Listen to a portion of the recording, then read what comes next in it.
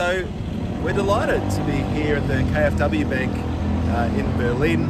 We've just gotten out of a meeting with Tina Dorendorf, who's been taking us through the incredible history of KfW, founded their energy efficiency financing program for homes in 2006. It has just been driving incredible transformation in the market, both focused on new build and existing buildings, providing both preferential finance but also grants to enable householders right across Germany to upgrade the energy performance of their homes. It's driven, as I said, incredible transformation over the last number of years.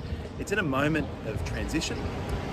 Over the last several years, there has been a focus on new build. With the new government elected last year taking the reins, there's been a view that they want to do more in the existing market. And so the message both from our friends at BMWK and from KfW today is that's where the policy focus is at. And I guess we're going to learn more over the next 12 to 18 months about actually how that manifests. But Frankie, what stood out from you from our 2 hours with Tina? There's a couple of things. I think it was really interesting to learn more about the structure of the finance that they provide.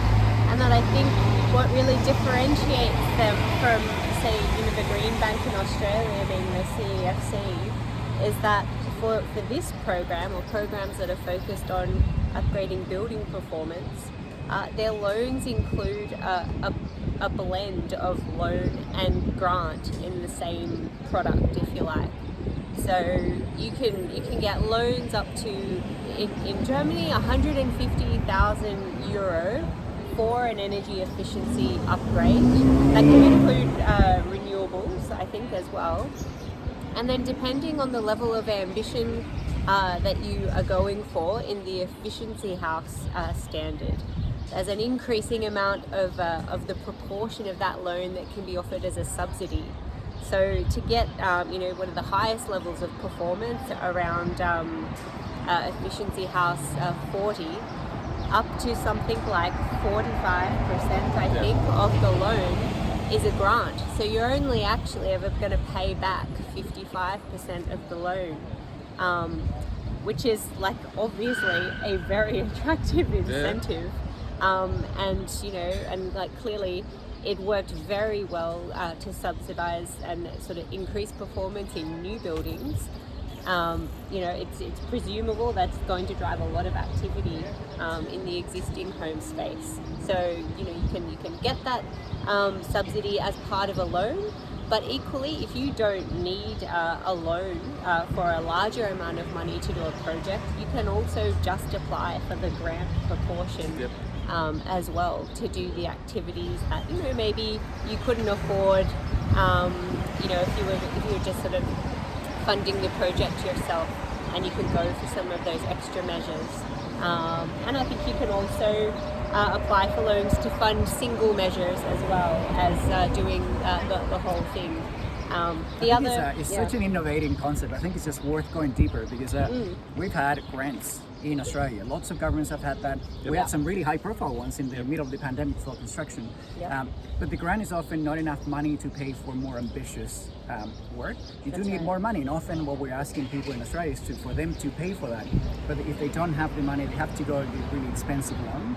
And this is coupled with really about the cheapest loan you can get at the same time, and with plenty of money to do something much more ambitious. So I think I really like that. It's the kind of thing that you could do as well when you're buying a new house as well, when the house happens to be empty for a few weeks. So I just love that innovation in the fact that you just have to deal with one bank. You don't have to deal with the government on one side and then go and get a commercial loan. Everything's packaged for you. It's really easy. And I think that would be a huge change maker in Australia, we could package things in those two ways. And KfW it's embedded in the financial system here in Germany, right? That was the other thing we found out.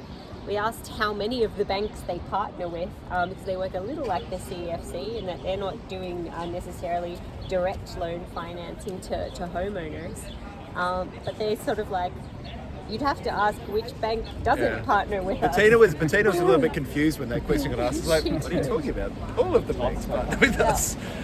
So it's just part of the system here. Like it's well accepted. And I think that also the fundamental we shouldn't overlook in that conversation is that they've got one standard that applies across the country that also talks to the standard required for new buildings as well. So we're talking about Efficiency House. The current minimum standard is set at 75, but as we touched on in the last video, KfW had been helping subsidise people building to Efficiency House 55, and now that's pretty much the default in the market.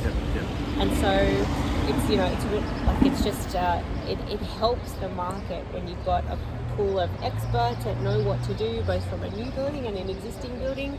We're talking about the same scale. We've got the same list of interventions that are eligible for subsidies. It's one big elegant solution. Yeah, totally. So I took the same thing out of it, just the crucial role of that national system and that national framework, consistency right around the country, because it also means you can build an ecosystem around that beyond finance, right? And that's where the skills piece comes in. The efficiency experts, which are effectively kind of like a concierge service for the homeowner. Mostly they're not going to be experts, so they need to get that advice up front around what could be achievable, what sort of finance they can provide. The efficiency expert also works with the retail banks, so the banks are confident that their clients getting good advice, and then they do the verification at the end. And there's a really good guidance around some of the checks and balances in terms of, the expert needs to have a level of independence. They're not necessarily the ones doing the upgrades, so you've got those guardrails around the integrity of the system as well. There's so much that we can learn from the KfW in Australia. You know what's the thing that I think we should really learn, and what really blows me away is that there's lots of things that we can learn in this program. There's a few things that we can take and create all kinds of really innovative strategies using some of these the things that the KfW has been pioneering. But it blows me away that Germany can put $20 billion a year into energy efficiency measures. And that's how embedded energy efficiency is such a core part of the net zero strategy.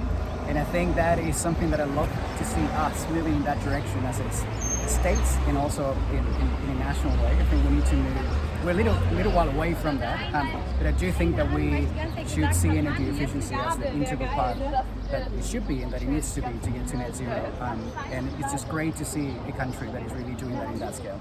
I think that longevity is really crucial, and I probably hadn't thought about that enough before coming here to hear from them. Because they've had a stable kind of stream of funding through their budget to do this work over more decades, really.